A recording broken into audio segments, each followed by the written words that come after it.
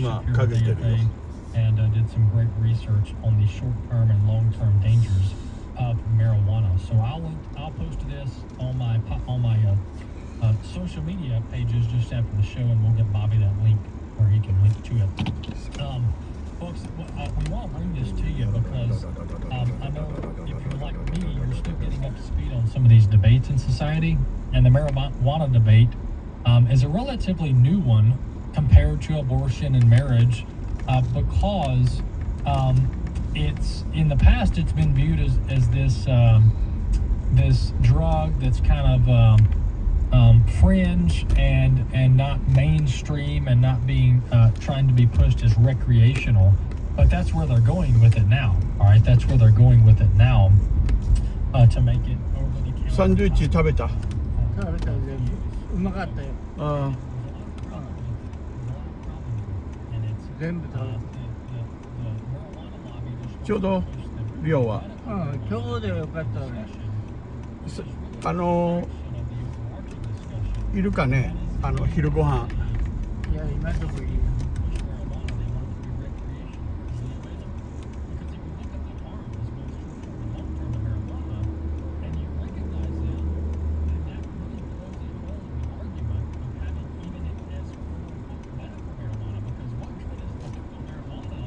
If it gives me 2 pages of short-term and long-term health benefits, health harms, and dangers. So this really brings in the question and the plausibility of the medical argument, because the medical argument for medical marijuana claims that it helps people, and I'm not saying that it doesn't ever help people relieve pain, because I know there's some strong cases with people who have these terminal illnesses using some form of marijuana, but it doesn't always have to be combustible.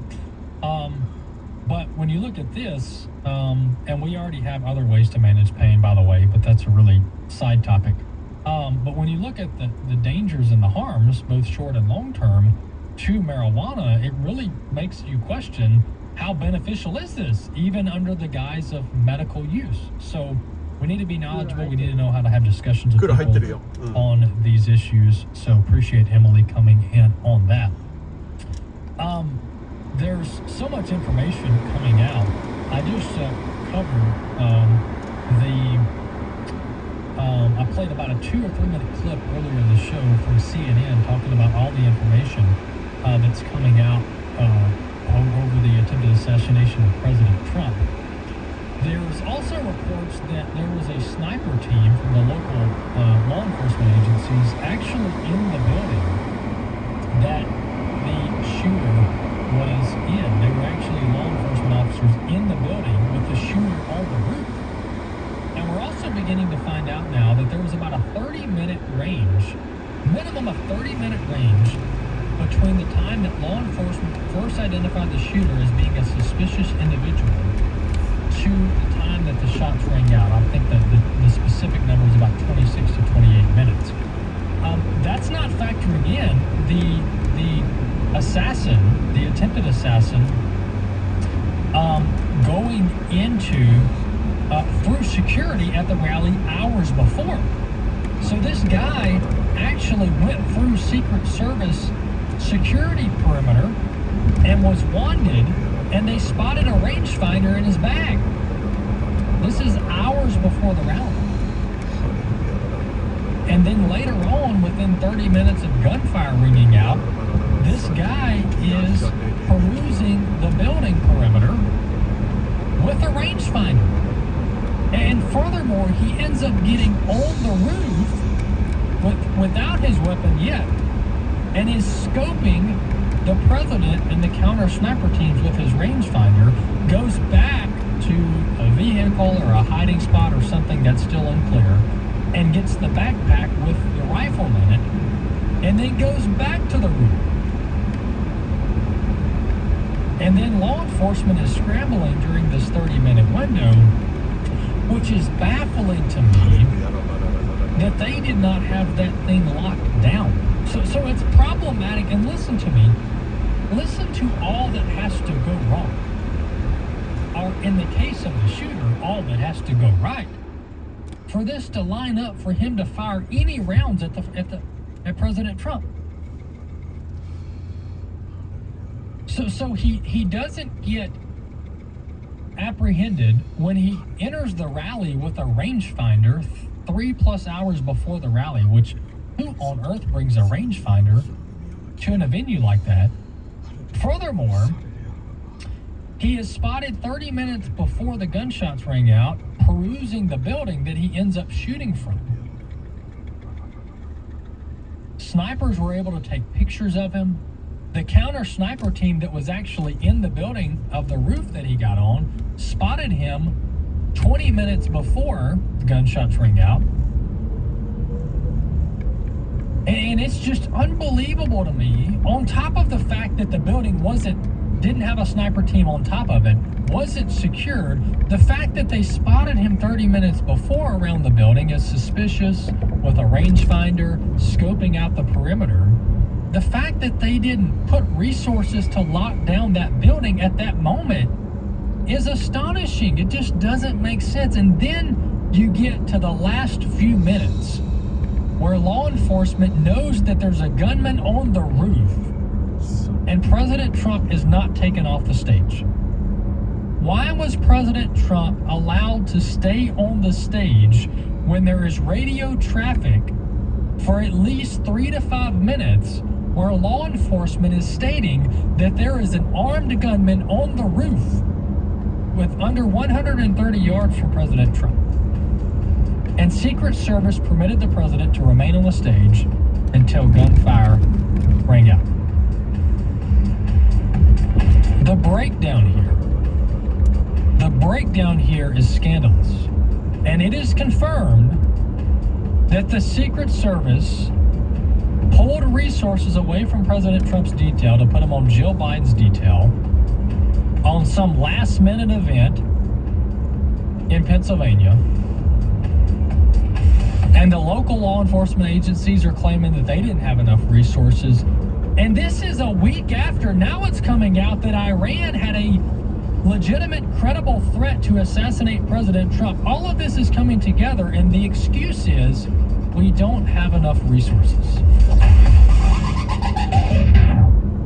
The views and opinions expressed in this broadcast may not necessarily reflect those of the American Family Association or American Family Radio.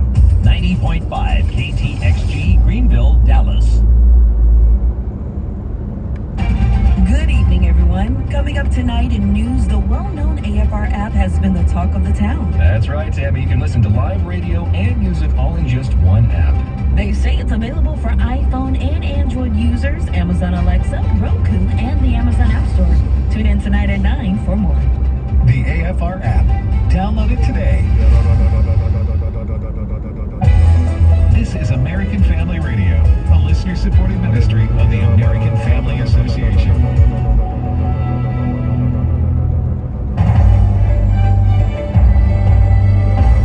American Family News, I'm Robert Thornton. Secretary of State Anthony Blinken is calling for peace in the Middle East following Israel's reported killing of Hamas's top political leader in Tehran yesterday. Arkansas Republican Senator Tom Cotton told Fox the comment is another sign of the White House's cowardice on foreign policy. The most important thing is not getting to a ceasefire or managing escalation. The most important thing is helping Israel defeat its terrorist enemies, who are our enemies as well. The Biden administration is seeking to free the remaining October 7th hostages as part of a ceasefire deal. That list includes 8 Americans. President Biden recently rolled out reforms for the Supreme Court. The so-called reforms intended to change the makeup of the right-leaning court include term limits, a code of ethics, and adding seats to the court. Chuck Fleischman, U.S. Representative from Tennessee, appeared on Washington Watch. As you know, Tony, for years the left engaged in what we call judicial activism. Conservative judges and constitutionalists believe in strict construction, looking at the document and interpreting it as it is, looking at a statute and interpreting it as it is. What the left did, of course the radical left did this in Roe versus Wade and other things, they tried to put their radical left-wing agenda and expand that. Since they've lost that ability, now they want to change the rules.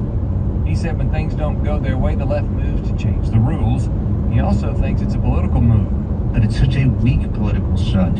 It doesn't take someone with a PhD in political science to realize that this has absolutely no chance of passing, has no chance of getting any traction. The House, the Senate, they won't touch it. It will go absolutely nowhere. This is Joe Biden in a very weak attempt, reaching out, trying to message something about the court. But give him an F for effort, give him an F for results. He went on to say the current administration is desperate and is trying to pull out all of its left-wing tools.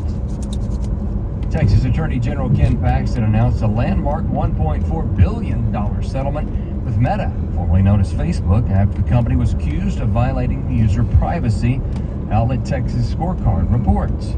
In February of 2022, Paxton sued Meta for capturing and using the biometric data of millions of Texans without properly obtaining their informed consent in violation of state law. Paxton's office said the settlement is the largest ever from an action by a single state. In other Texas news, one of Houston's utility companies is being criticized for its lack of response following Hurricane Beryl last month. Here's Fox's Evan Brown.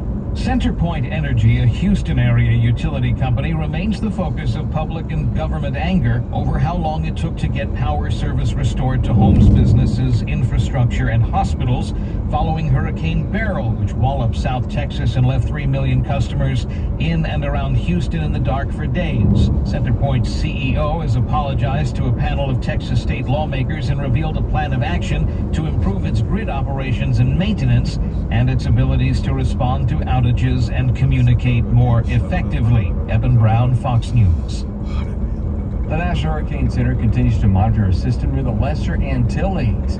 Conditions are forecast to become more conducive for development while the system moves generally west-northwest. A tropical depression could form by this weekend while the system is near the Greater Antilles, Bahamas, or near Florida. Here's Fox Weather's Stephen Morgan. We're not seeing the chances of development ramping up until after 48 hours. The next 7 days is when we could see some organization, but a couple of things there. We are running out of real estate, and those uncertainties are just going to persist. Where exactly will this go? Hopefully more data will help. Should the system become a tropical storm, it will be named Debbie. The peak of the Atlantic season is in early September. The season ends November 30th. Forecasters say it could get really active in August. That's all our time for now. Go to afn.net and find more there. For American Family News, I'm Robert Thornton.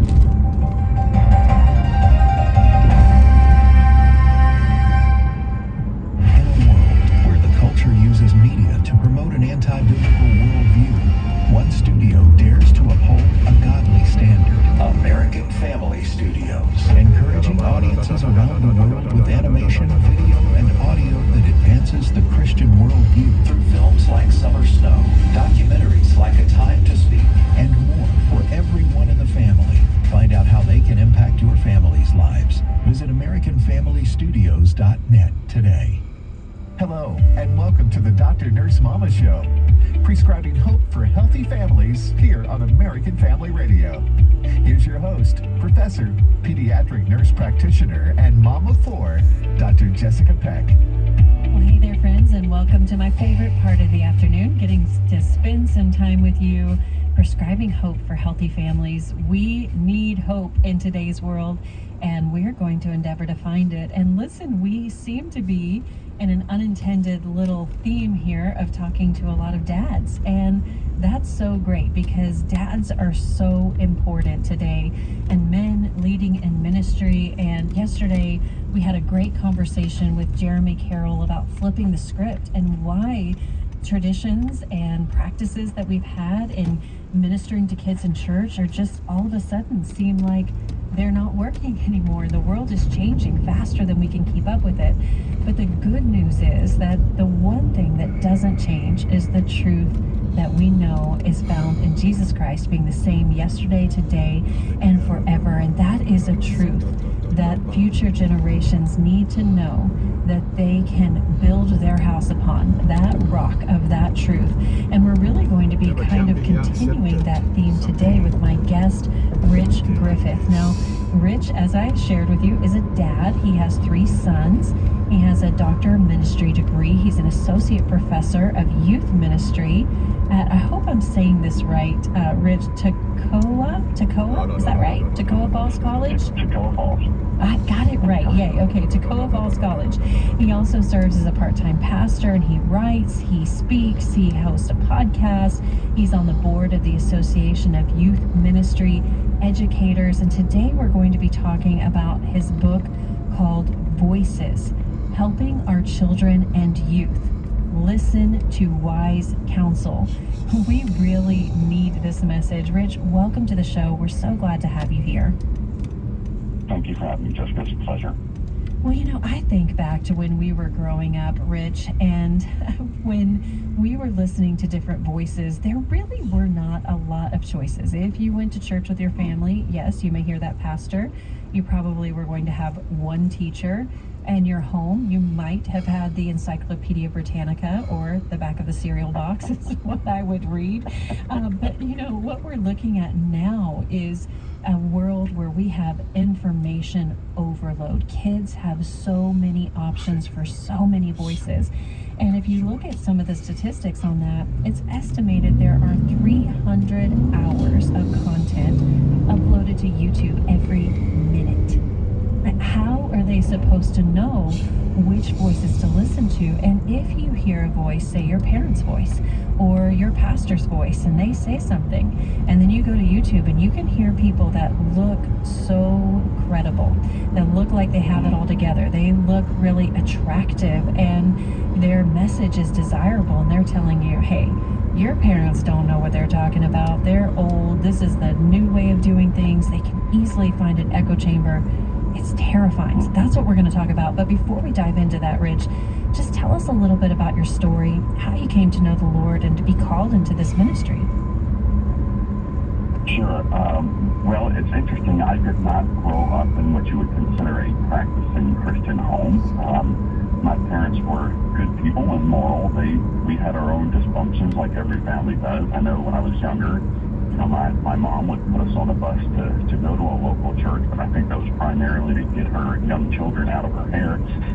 But through a series of circumstances in middle school, I had some friends who started sharing the Lord with me, and it takes me a little while. So when I was 16, I basically came to the Lord more out of fire insurance, but didn't want to go to hell. But at 17, I really understood I wanted to follow Christ out of love, because you first love God's right. And it was at that point I asked the Lord, what do you want me to do with my life? That's the point in teenage adolescent. You're in that identity formation process, and I felt a clear call at that time it was youth ministry, and it was validated through so many circumstances I can't even get into, but just had years of fruitful ministry after that. And don't get me wrong, there were lots of challenges, but when other people started affirming that call, and then even being 18 years old and being in the military and serving a chapel youth ministry was only the Lord could orchestrate that. So I spent some time working with a ministry called Young Lives, and just kind of been going in that route for many years, and that call has been affirmed in many ways. Now it's expressed itself now as a college professor, and a little differently, but I still stay involved in youth ministry, and God has been really good. And the beauty of all this is I've been able to lead my entire family to Christ. So it's been everything else is icing on the cake, really. Well, that is so encouraging to hear. And it's amazing. We actually have spoken with many people who have been in the military, and I think I've heard this old saying, there are no atheists in foxholes, and I think that, it really is amazing to see God at work in that way and using that. And really, when we're looking at fighting for the heart of Gen Z and Gen Alpha today, there are a lot of parallels, because, we talk, Rich, a lot about culture wars and what we're fighting against. But I say, yes, we can't lose sight of what we're fighting for. And we're fighting for their hearts. We're fighting for their souls. We really are. And I was really touched, Rich, because when I opened up your book and read the very first page, the very first quote in here is from your son, Jamie. And I'm going to share it with our listeners. And he says, Before I was adopted, my biological family did not give good input into my life. In fact, the opposite is true. They would have me shoplift or be a lookout during drug deals. Then I was removed from my family and put into foster care, where I started hearing from wise voices. My dad, Miss Harriet, and church gave me a new and wiser voices to listen to. Over time, I learned to trust because I discovered adults who are honest with me, who love me and care about me. I am not perfect, but at least I know what it means to listen to wisdom. I am becoming a more confident person. Rich, that put tears in my eyes, and I think that, you know, when sometimes I'll get pushback on some of the things that I say, but I think that sometimes, and especially in church world, Yes, Lord. we operate from the assumption that, oh, everybody has great parents who are invested and who care, and that's the solution. That's not the case for every kid. But tell us a little bit about your journey in fatherhood and how that's influenced your ministry and heart for Gen Z. Yeah, sure. Actually, I got teary-eyed just hearing that again myself. Beautiful. 3 boys out of the system. Yeah, it is fascinating, and that's the redemptive work of God the Father, right? He loves us enough to care for us, even